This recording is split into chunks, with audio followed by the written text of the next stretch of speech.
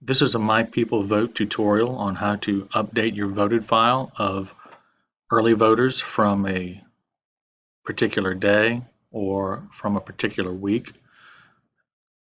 To see what one of those files looks like,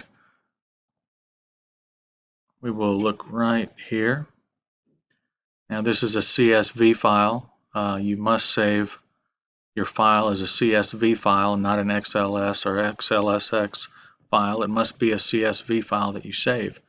And there's simply two columns in this file. There's a registration number and a vote column, which all registration numbers must have a yes next to them if you're updating from your Secretary of State's voted file. So we'll close this out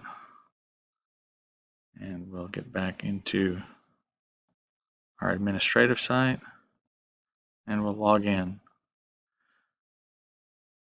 On the left hand side you'll see a menu and you'll see the button for update voted file. We'll click this. If you have any question about how your CSV should be formatted or the columns, it's right here. And again,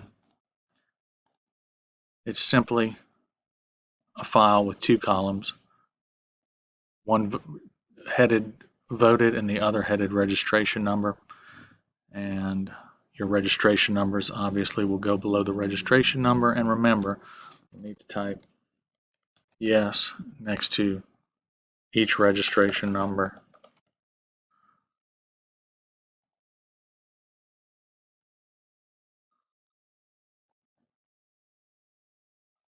And to autofill, you double click that back. Anyway, we're not going to save this sheet, but we're back here at the administrative site. So we're going to choose the file that we've already saved. And in this case, it's the HMD campaign update voted.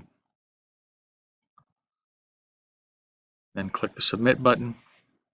And we see here that our updates have been done successfully, which means that all voters from that file who have voted have been updated in your campaign's database.